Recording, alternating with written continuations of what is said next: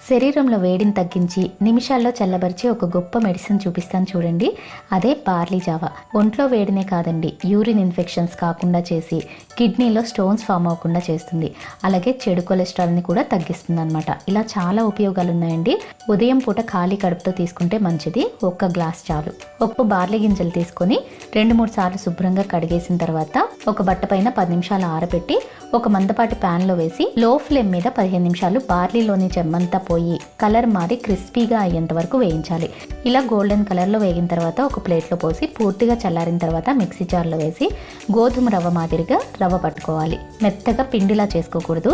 దీన్ని ఒక air tight glass జార్లో స్టోర్ చేసుకుంటే 4-5 నెలలు చక్కగా నిల్వ ఉంటుందండి. ఎప్పుడు కావాలంటే అప్పుడు ఇన్స్టెంట్గా జావ కాసుకోవచ్చు అనమాట.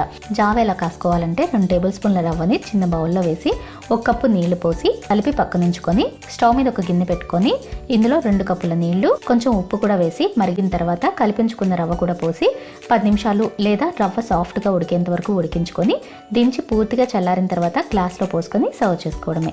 అసలైతే బార్లీ జావ ఇలానే తాగుతారండి. లేదా కొంచెం టేస్టీగా కావాలనుకుంటే కొంచెం పల్చటి మజ్జిగ కలుపుకునైనా తీసుకోవచ్చు.